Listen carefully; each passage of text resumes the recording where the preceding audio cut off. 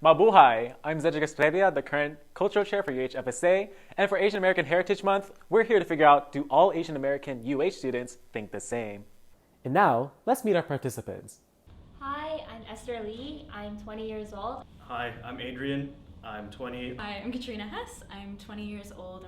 Hi, my name is Justine. I'm 19. I'm Nikhil Vadamudi. I'm 18 years old. Hi, my name is Emma. I'm 20 years old. I'm a part of FSA and DSA. I'm a part of FSA. Part of FSA. I'm part of the Honors College. I'm part of UHFSA. I'm part of the Honors College. I am Vietnamese. And I'm Filipino. I am Filipino American. And I am Filipino American. And I'm South Indian and half American. And I am Vietnamese and Chinese American. Model minority is an accurate label for Asian Americans. 3, 2, 1.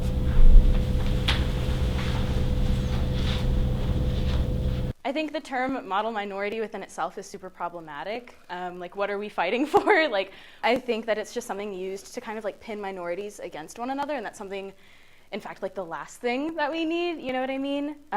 We're praised because our parents, even firsthand, they want us to be nurses, they want us to be doctors, they want us to be lawyers, we're praised for that, but at the same time, it's so detrimental to our, mental health, right?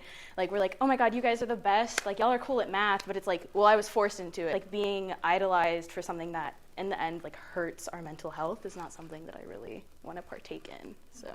Yeah, and it all kinds of groups us together, even though, we're all people from different backgrounds. We all come from different places, our parents come from different places, and we aren't all the same. We all have been raised the same. So it's kind of inaccurate because we don't come from the same situations, the same economic backgrounds. We have our struggles. I have the same sentiments as them, but I am just also very proud of my fellow Asian Americans for the stuff that they achieved, both in the field of science, the field of arts. So I agree with them, but I'm just kind of split. That's why I'm neutral. I'm proud to be Asian. I'm proud of all of the success that I feel our community has built kind of up together, but then you look at we have the biggest economic disparity, so it's hard to say all Asians are super rich, super educated when this gap is so extreme. You can't, again, like you said, we're one monolithic group. It's not like that actually, so that's what I feel. I guess for me, whenever I think of model minority, I'm thinking more on education-wise and just me growing up in school and everything. It is kind of detrimental and stuff because it's kind of it's a stereotype. It's saying that oh yeah, she's the Asian kid, she's the good kid, she's the smart one. So they're already putting a label on you, comparing you to the rest of your class, and saying they don't see you for who you really are as a person. Because me in school, yeah, sure, I was a good student, I did pretty average or pretty well, but that still doesn't mean everybody is like that. I was just raised differently. Everybody is raised differently. So the term model minority is kind of it just puts a label on you that's not as accurate as you think it should be. Mm-hmm. And it gives this idea too that oh, keep your head down because you guys are the model minority, and it's I feel that's so negative to say because us, we keep our head down and other races don't, and so it just feels so divisive, what you were saying. And I feel we didn't give ourselves the label model minority, but I think sometimes in our community we say things, or our elders say things that perpetuate this idea that they believe that we're the model minority, but as generations go, it's it's not as simple as that. I definitely agree on that because with that term model minority, it did keep I guess a part of my life where I couldn't say anything. I couldn't say what I wanted to do. I couldn't talk back because it was deemed disrespectful, or it was oh, that's not part of who you are or whatever. So it was kind of hard. It was holding me down. But I think now that I'm more grown, I understand what it means. It's I'm trying to grow out of that box now. So I definitely appreciate how they did term model minority on how they viewed us, but it is something that makes me look back on myself. It's I don't want to be that person anymore. I consider myself more American than Asian, i.e. more American than Filipino, Vietnamese, Chinese, Indian, etc. 3, 2, 1, go. Well, I've never really felt either way, because I don't speak Hindi, I don't speak Telugu, I don't speak Tamil. all three of these languages are just languages of my family, so I can't communicate with like half my family. And the other half see me as different, so I can't really associate myself with this concept of Americanism. And I can't associate myself with my Indian side of my family, so I'm kind of just like in between. I'm not really there. I definitely feel 100% Filipino since I was born and raised in the Philippines, and I just got here like 2 years ago. And it was just a really big culture shock that I haven't exactly kind of like blended in, I would say. I definitely have a lot of things that I kind of don't agree with in the American culture. I'm still very immersed in my Filipino culture. Even the eating with my hands, Americans find it disrespectful, but it is my culture. Even though I was born and raised in America, like I said, I am like a first generation here technically, since my parents, I guess they did immigrate. But I do feel a lot more well-versed in my Vietnamese culture than like the American culture, and I appreciate my parents a lot for that because they practically enforced it on me. Like at home, they'd be like, oh, only speak in Vietnamese, so everything I had to do, I had to tell them in Vietnamese, I had to explain everything in Vietnamese. And then we grew up like in Houston, we have a pretty well-dominant like Vietnamese community here. So my parents were like able to just take me out to all like these things that were like part of my like culture and ethnicity. So I'm pretty well versed in that. Even though I disagree, I'm more like on somewhat because I do still like right now more recently I'm finding myself trying to get more into like the American side of myself, where being like trying to differentiate between like the traditional old Vietnamese culture versus the new modernized American culture that our generation has now. And that kind of generation gap, I'm trying to like find like a good balance between, which is kind of like a little struggle right now, but I'm getting there. So I do still say like I am pretty well more on my Vietnamese side than like the American side.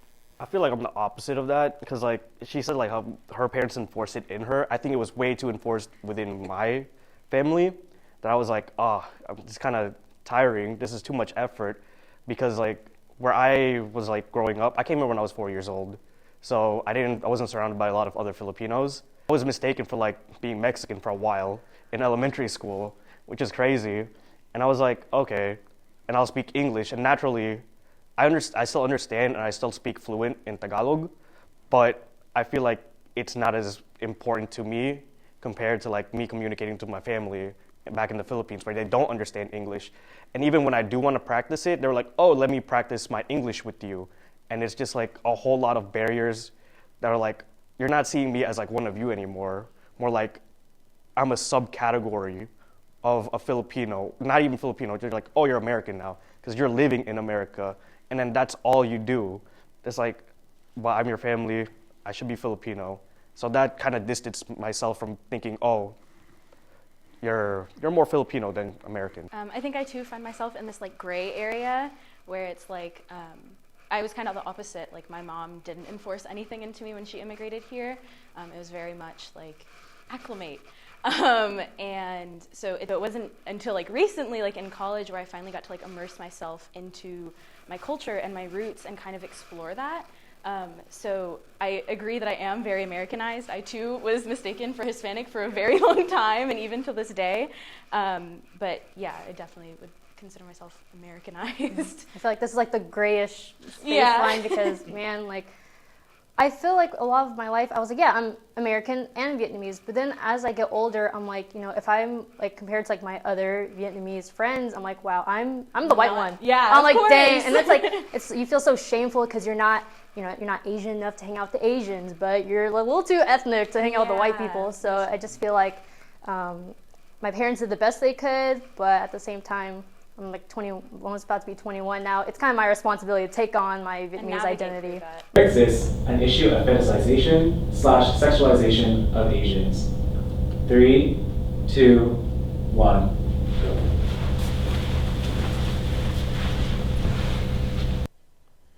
I mean, come on. It's like, so I feel so strongly about this because I feel like especially for Asian women, there's this notion like, oh my God, you guys are so submissive, you guys are so cute. So there's like like the lotus blossom stereotype. So you guys are like, oh, sweet, like sexually submissive servants. Or you can be like the dragon lady, and you're like mysterious, sexually domineering, and it's like, can I just be like a human being? I don't know. And I feel like it's so fascinating because I feel like for a long time, media was like, oh, Asian men, you guys are nerdy, you guys are geeky. But now I feel like with like BTS and K-pop, it's kind of switched, and everyone's like, I want like an oppa or whatever. I'm like, okay, that's a little weird. So I think it's really interesting because, man, you guys didn't think they were cute before, but that's just for Koreans. I don't really see people fantasizing about like Chinese guys, Vietnamese guys. So it's like that specific look that they want and want to fetishize us over. And then going back to like how they treat Asian women, like last year, Asian women were gunned down because a shooter felt the need to get rid of his sexual temptations. Whether or not the nail salon was a brothel or massage parlor or whatever, it just furthers this notion like we are not at your disposal.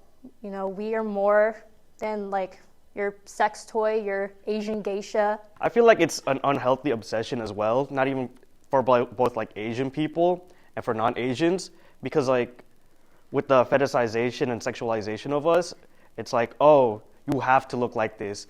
We're upholding like a really unhealthy beauty standard. Like the reason why K-pop idols, like specifically for guys, they look like that, they had to go under like multiple like plastic surgery. And they had to like fix their eyelids or like shave their jaw a little bit just to fit that mold. And then that's the only thing like other cultures and other people see. It's like, oh, that's what a really good looking Asian people would look like or should look like. And it's like, it's very unfair because not all of us are fair skin, whiter. Some of us just tan really easily. Or it's like, it underrepresents people like from South Asia, for example. Like they don't see like Indian people, like Sri Lankan people, and they completely disregard as like, what's it called, the Middle Eastern part of Asia. It's like, they're also their own culture, but they're also Asian people as well. It's only East Asia, Japan, Korea, maybe some of China, if you're lucky. And then that's not only the problem. One thing that's really been popping off recently is like Asian people, like Asian guys specifically, being like, oh, I want an ABG girl. Let me get an ABG girl. No, that's like so unhealthy because it's so bad. They don't know the culture behind it before, back in 2000s. I wasn't alive, but my boss was telling me about it and was like, that's like a really bad thing to have or want because you're promoting gangs. Yeah. That's what ABGs were. But they think ABGs are just, oh, eyelashes, boba. It's like, those are straight gangsters. You do not want to mess with a real ABG. I think like also another thing that plays in part of like the Asian fetishizing stuff, like before like K-pop and everything was the like anime and like having like Japanese anime or like just Asian anime and stuff. The way they animate females, a lot of female characters, is like with like the big boobs, the big ass, making Asian girls seem as if like we actually do have that type of body. And so then with that, then like people who watch anime and stuff, they start like thinking like, oh, maybe like the Asian girls are actually like that. I'm trying to find myself like, you know, an anime baddie and stuff like that. Let me get a waifu, bro. Yeah, a waifu. Yeah, so I think that also plays like a big part in like fetishizing Asians in general or whatever. And it's kind of also like a negative image on like our bodies. As females in general, we are already like having to like be like, we're already having like these thoughts of like, oh, maybe I'm not enough, you know, like my boobs aren't big enough, my butt's not big enough, I'm too fat, I'm too skinny. All these things on like the female body, it's already bad enough. So adding on the fact that it's because we're Asian just makes it a lot more worse, in my opinion.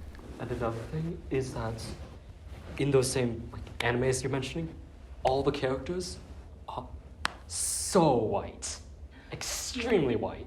And this isn't just like an issue with like anime, so like traditionally countries that make anime like Japan.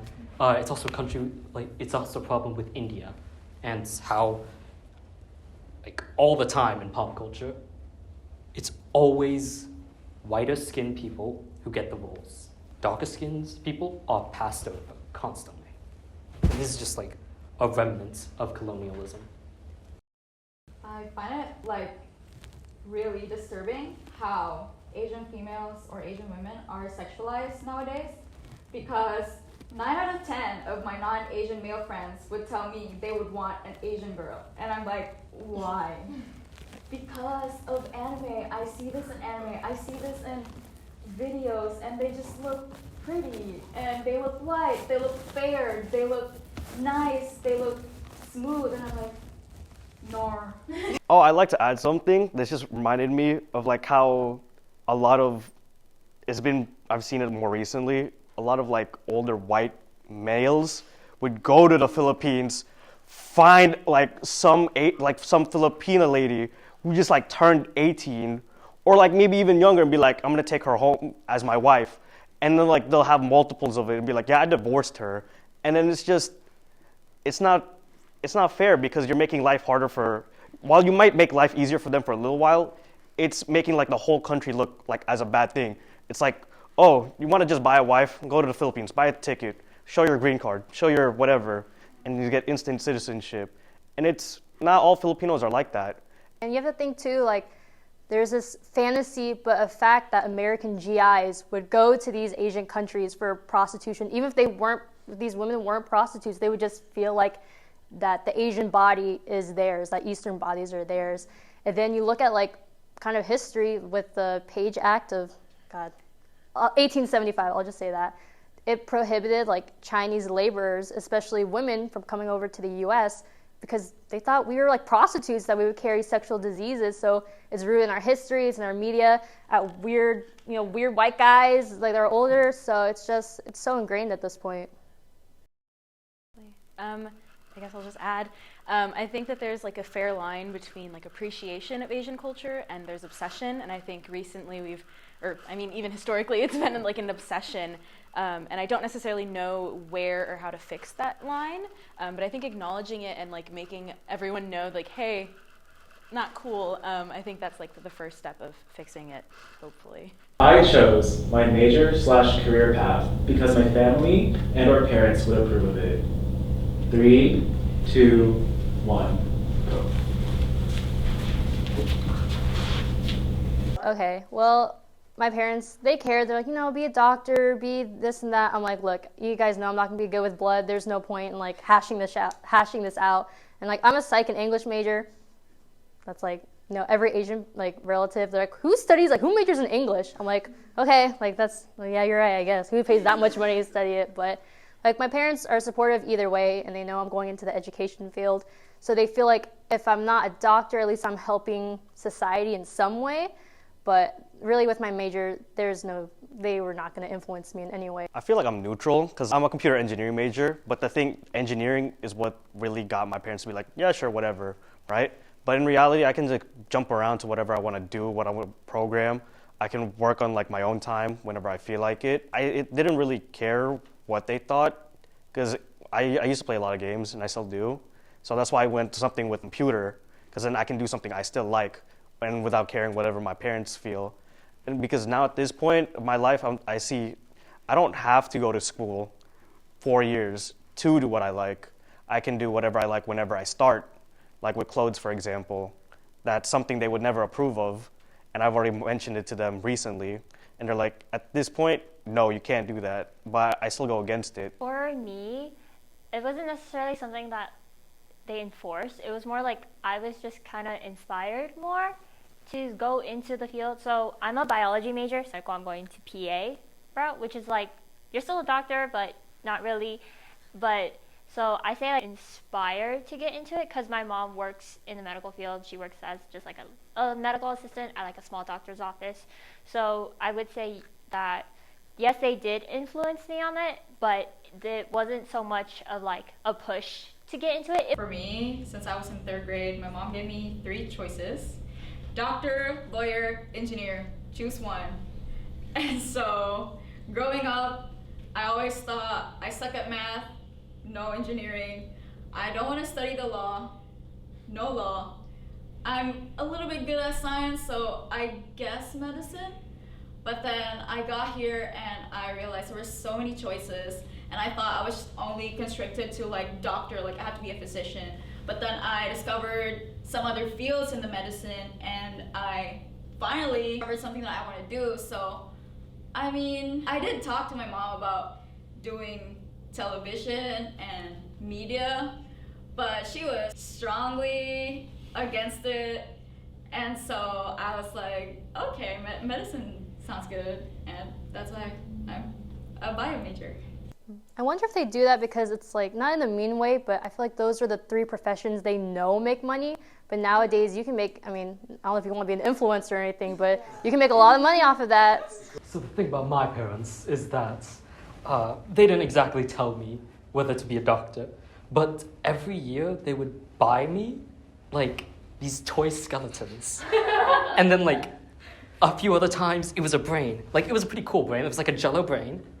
And it was fascinating. But I mean, they were kind of manipulating me. And so since I showed an interest in science, I chose it because I enjoy it now because I've been conditioned to. So I grew up like always loving math and always loving science. So obviously they were like engineer, doctor, or nurse, you know.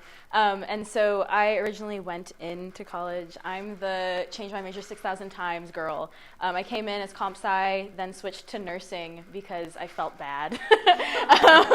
And then I switched to math because I always knew I wanted to be a teacher, right? And so like if I say I majored in math, like it was okay for my mom because she was an accountant. And so she was like, oh, like you're majoring in math, that's fine. Like you can do whatever with that. And then finally, now I've landed in education, and still I get the conversation every time I go home, like, are you sure you don't want to be a doctor? Like, I mean, you would be great at it. Like it's not too late. Like you can still go do it. And it's just like that thing of like, yeah, I could, but like, do I want to, right? So yeah, they didn't like put a gun to my head, but definitely like always trying to coerce me, and I think they're still disappointed, but. My parents did a good job spreading and teaching to me our culture. 3, 2, 1, go.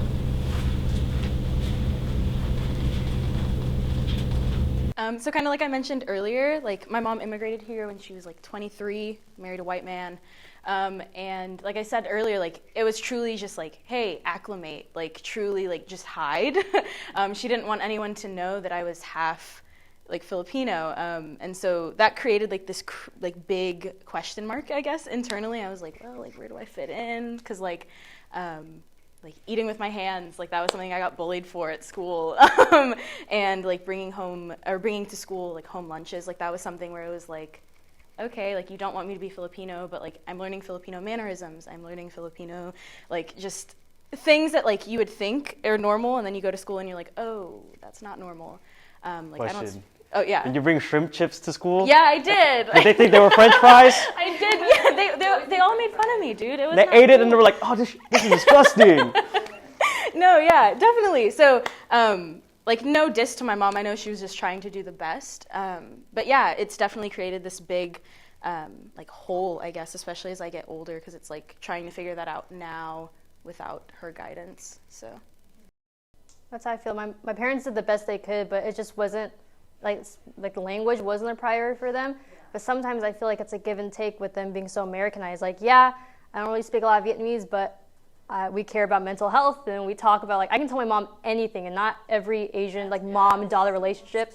Like, I watched Everything Everywhere All at Once, and I cried, but I'm like, well, I don't have mommy issues, so, I mean, it evens out. But, of course, I wish I could learn the language because I feel like I'm so ingrained in Vietnamese culture, but at the same time, how can I say that when language is such a big part of it, and it's hard for me to remember like food names, or with music, I can't do like Vietnamese karaoke. I'm just like, I'm sorry, like I can't read it, and especially like my boyfriend's family, like they speak Vietnamese, so I'm learning things I should have learned when I was younger. But I had the complete opposite. I was raised, like I mentioned before, so I am first generation like here in America. So my parents are from Vietnam, so they definitely immersed myself in the Vietnamese culture, which I appreciate a lot. So for me to speak fluently in Vietnamese, it took for them to speak to me in Vietnamese at home, and they also forced me to go to like 9 years of school for like Vietnamese school at a temple that I had to go to like every Sunday. So that basically puts me as like the very well immersed Viet like person ever. And I do appreciate that a lot. If it weren't for that, then like my last trip to Vietnam, I wouldn't have like been able to like do as much as like most people would be able to do. I can speak to them, I can communicate, I can go and like adapt well. So I am very grateful for that. However, it does like help like make me question a lot on like my identity, being that like since they tried to immerse it so much in like my lifestyle, so then whenever I did go to school, I had the trouble of being like the kid with the weird food as well. I moved from like a school where there was like a couple of Asian other Viet kids where like so I could relate to them, to a school where it was like completely white. Everybody was like predominantly white. Even if there were like the very few Asian kids, they were all like more Americanized than me, so then I couldn't relate to them as much. So then I was the girl at school with like the different food that like smelled a little funky, or with like the weird snacks. It is like something that I'm grateful for, but at the same time it's like maybe a little less would have been better, because maybe a little less would have helped me adapt more with like the American side of myself, or like just relate more with like my fellow classmates and everything. So I'd say it's a blessing but also a curse in a way. I feel like I'm completely balanced because like at home I was taught like, oh, the language, how to cook the food, me eating the food and stuff like that, but that's all I know for it, and I feel like that's important enough for me to like preserve my culture. But like I don't know its importance, anything like past that, because like I was never taught how to read Tagalog, so like I'm 100% illiterate with it at all. And then the problem is like if I do go back, they're like, oh, you won't know how to act Filipino. You won't be good over there because you're gonna get robbed, you're gonna get kidnapped, stuff like that, because like I don't know how to act Filipino. But then again, they did the best they can, so that's why I feel like I'm balanced, because I saw my Filipino side when I need it, and then I'm here, whoever here is, whenever it's needed. So growing up in the Philippines, I was 100% immersed with the culture, but also I bet a lot of people don't know, but Filipinos are starting to adapt American culture more. And so a lot of parents, they teach their kids English first before the kids can even learn Tagalog or Bisaya or whatever their language is in that place. And so a lot of the Filipino culture has starting to dissipate. That's why I really respect my mom, because the first language that she taught me was Bisaya, and then it was up to me to learn English from Barney or Dora. And she also immersed me with my tribal side, which is Mandaya. In school, we were also taught all of the tribal dances, like the tinikling and everything else, pandango sa ilaw, everything. We were taught that. We couldn't graduate if we didn't. We also learned a lot of tribal songs, and so I was really immersed in the Filipino culture. Also, my mom put me in public schools instead of private schools, because nowadays in private schools in the Philippines, you're forced to speak English instead of Filipino. That's why a lot of the Ateneans, De La Salle people, they like to speak kind of like half English, Tagalog, like, and then it's just, I mean, they're really nice people, but I just respect my mom so much for putting me in a public school. And I was also proud of myself for being the only person in my class that could completely speak Bisaya fluently. Everyone else was like Tag Bisaya. So I love my mom. She was cool. So when my dad immigrated from India, southern India, since he had like 3 kids with a white woman, he didn't really have time to teach me languages.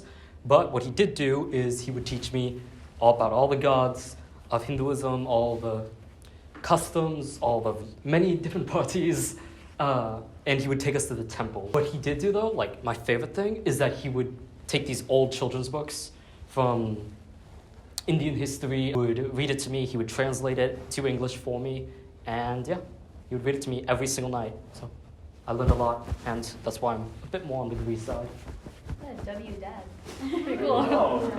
I am proud of my heritage and culture. 3, 2, 1, go. It's just me now learning more about it, especially I joined cultural. I'm like, whoa, there's more than just tinikling. That's crazy. I can do this like bench dance. Oh, please, I'm about to join again just to do this bench dance, bro. I need it in my life. It's like, it's cool because like the only dance where I knew was like, oh, breakdance, contemporary, stuff like that. But then there's like other like storytelling dances from like the Filipino culture, because like I didn't know it. I didn't know that this used to be how it was. And like the ones that I did know is like, oh, we used to have like tribes, but that's it. No further explanation. But like after seeing Goodfill, or after being in Goodfill and participating for cultural, I'm like, yeah, I'm kind of proud that we have something like this, because it's not just Filipino people a part of these teams. It's other people. They want to not maybe learn it, but they appreciate it for what it does for the people or the community. For me, I'm both proud to call myself Vietnamese American and proud to call myself Asian American. On the Vietnamese side, I've seen that like I have a lot more friends now like that are also Vietnamese American as me, but they are not as adept into like the culture as well. So I appreciate that like that I'm more culturally like immersed into it, because then I can spread it to them, I can teach it to them, and it's pretty cool because I also met a lot of people who don't know what the Vietnamese culture is, so then I can also like help spread that and like teach, share a little thing or two about it. I'm also proud to call myself like Asian American because like over the past year with like the pandemic, on how much it has affected our community, our like culture, I'm very glad to see that like we all stand by each other, we are all supportive of each other no matter what. And it's just like it's very eye-opening for me to see, because like growing up, it's not being able to see like a lot of Asian Americans, it's kind of like, where's my people? But now like growing up now, having like these like being friends with like, I'll say I do have like a predominantly Asian friend group, but like I'm actually glad that I have that support system, because they all understand me, they understand what I had to go through as well. I'm definitely the friend that you give the immersion in culture to. And I feel like university, it's like it has opened my eyes too, especially to have such a big, predominantly Asian like organization. That's huge. Other schools don't have that sense of community too. And then for me personally, like the more I learn about my culture, the more I love it, and the more I still feel like I'm so like immersive in like that, in like Lunar New Year. Like I'm not gonna say it now, but like when you get that Lisi, you know what to say. So, and I just feel so lucky and so proud to be Asian, and I'm so proud that like one of our successes is like all of ours. To see us in media, to see us like up in like politicians and stuff. It's like it feels so representative of everything I love and everything I want for the future. I am definitely 100% proud that I am Filipino. I really like it when people point out that, oh, you don't look completely American. What's your half? And I'm like, you noticed?